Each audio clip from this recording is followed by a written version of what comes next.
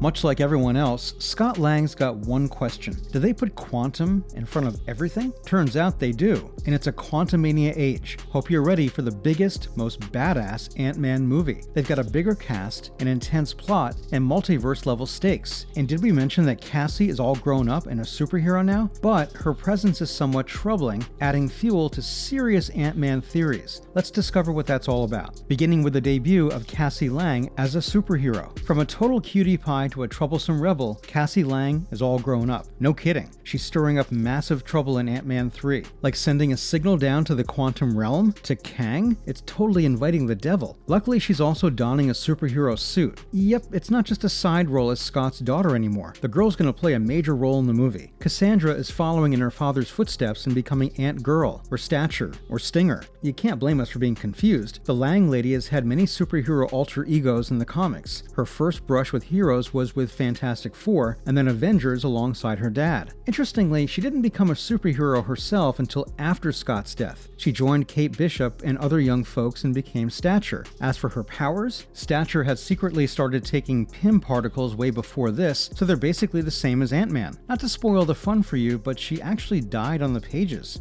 What?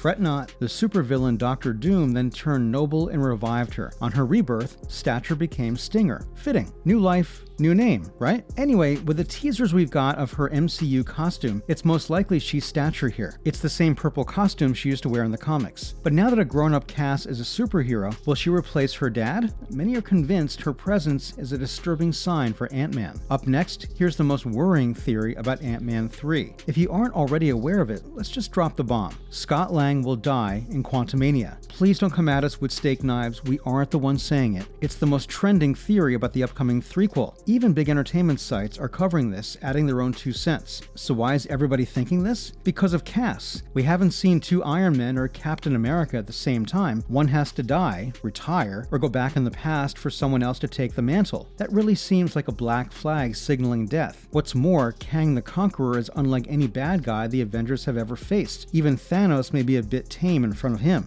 The Conqueror is planning a heist on not just any universe, but the entire multiverse. So imagine a mad Titan-level threat on whatever number of universes there is. Ooh, it's already making us bite our nails. How can our sweet, adorable Scotty face such a lethal enemy and survive to tell the tale? Don't want to say it, but it seems highly unlikely. Another fact adding to this theory is Ant-Man's bloody face. We caught a glimpse of it in the San Diego Comic-Con teaser, and fans were horrified. We haven't seen anyone bleed like that, not even Tony when he faced the Titan. Coming up, the million-dollar question, will Marvel really go that far? Now here we are stumped. It seems super weird that they'll kill the hero in his own movie. Like take Iron Man. He had a successful 3 solo movies and then proceeded to die in Endgame. Stark was the Avengers' backbone. If they didn't do it for him, they totally can't murder Lang in his solo. Or can they? Honestly speaking, if this is true, then it's a pretty solid introduction for Kang. What better way to introduce a ruthless villain than this? It will establish his threat in a mega convincing way. And this has actually been done before. Remember Loki at the start of Infinity War? His cold-blooded murder came out of nowhere. We were left waiting forever to see him rise again. The sun never shined on the Asgardian again. No matter how heartbreaking it was, we got one thing. You just can't take Thanos lightly. So it's plausible they can do a Loki 2.0 in Ant-Man and the Wasp Quantumania. Wait, we forgot a crucial detail. The SDCC footage that revealed Bloody Scott also had a chilling dialogue from Kang. You're an Avenger? Have I killed you before? This is why the entire fandom is preparing for Lang's death. And hear this, they are bringing up the Thanos theory again. Maybe Scotty can defeat the Conqueror in that hilarious way, you know, where he climbs up inside him. But the lead actor Paul Rudd doesn't think so. He says the villain is tougher than Thanos. Even Paul seems kinda nervous. Is it really the end of the line for him? Sadly, we'll have to wait for the movie to confirm it. What's more, Cassie's presence adds more weight to Young Avengers. Back to the female Lang. Her addition points to a pretty obvious path Marvel is taking, setting up Young Avengers. We first got Billy and Tommy in WandaVision. They may be erased, but the multiverse is open now. Maybe Wanda is alive too, and they'll be back. Next there was Kate Bishop with her adventures with Clint Barton. She's clearly gearing up to become the next Hawkeye. Then comes America Chavez in Multiverse of Madness. She's got some sick powers, making her the jewel of the upcoming phases. And how can we forget Kamala Khan, aka Ms. Marvel? She has already made a luminous entry and has the most prominent role in future movies. We'll see her in the Marvels alongside Captain Marvel and Monica Rambeau. Oh, and then there's Kid Loki from the Disney Plus series and Love from Thor Love and Thunder. Riri Williams is also landing soon in Wakanda Forever as Ironheart. So finally, an Iron Man replacement, but don't forget we got a glimpse at Harvey Keener in Endgame too. In the comics, he's a popular superhero going by the name of Iron Lad. Most recently, we got Scar, Hulk's secret son. There are some whispers that Miles Morales may pop up from the animated side as a Spider-Man variant. So loads of contenders, right? Their introduction is no coincidence. Young Avengers are coming whether you're ready or not. As for Scott, he doesn't exactly have to die for Cassie to take up his spot, but it may be a necessary evil. Now let's talk about why a new actress is playing Ant-Man's daughter. First up, this is the reason behind it. Seeing Kathryn Newton as Cassie may be shocking for those who didn't catch the recasting news. Originally, Emma Fuhrmann played her in Endgame. We didn't get a proper reason as to why the recast occurred. At first, it was rumored that there were some college scheduling issues for Emma. Later reports revealed Marvel just let go of her. Fuhrmann was most probably temporary. She had only 2 scenes in the movie. Now that Cassie Lang will be a crucial part of the movie, hiring a well-known actress makes sense. Kathryn has quite a career nowadays. She appeared in Big Little Lies, Freaky, Blockers, and The Society. The highlight of her career was Detective Pikachu. Probably that's what put her on Marvel's radar. But hold up, her addition to the MCU was quite controversial. Moving on, it was quite a shock for Emma Fuhrmann. Turns out the old Cassie didn't get the memo that she was recast. Like the rest of us, she found out when the Quantumania cast was officially announced in 2020. That's just plain cruel, Marvel. The actress tweeted that she hopes she can be a part of the MCU in some other manner someday, but you could tell she was super bummed. While she may not have too much time in the limelight, her reunion scene with Rudd was poetic beauty. But again, some rumor mongers said director Peyton Reed didn't want her. Some also said there were scheduling issues with Emma, but she doesn't really have any projects coming up. Lastly, are the fans happy about the recast? Now, that's a tricky question. There was quite an uproar when the decision was announced, especially when the original American actress revealed Marvel didn't tell her first. The fans were hyped to see more of her and were left disappointed. Even now, fans are questioning her replacement. But isn't that unfair to Newton? She's an incredible actress caught in a crossfire. There are chances her debut may be marred because of it. Fans just might take some time to warm up to her. But the girl's pretty talented. So far, she's showing good chemistry with the rest. At least that's what we got from the trailers. It looks like she'll be a good stinger. She also has considerable support from some fans who are excited to see her take on Cassie. Kathryn has also been sharing her excitement in interviews nowadays. She said she's stoked to join the MCU. The young star wants you to be prepared for a completely new Cassandra. She's an adult now, making mistakes. Heck, even landing in jail. But ultimately, she'll find herself maturing and learning as a new superhero. And that's a wrap. Do you think Cassie's presence signifies her dad's death? Share your theories and opinions in the comments below. If you like the video, hit like and share it with a fellow fan. Subscribe to our channel and find more news about it. We'll see you in the next one.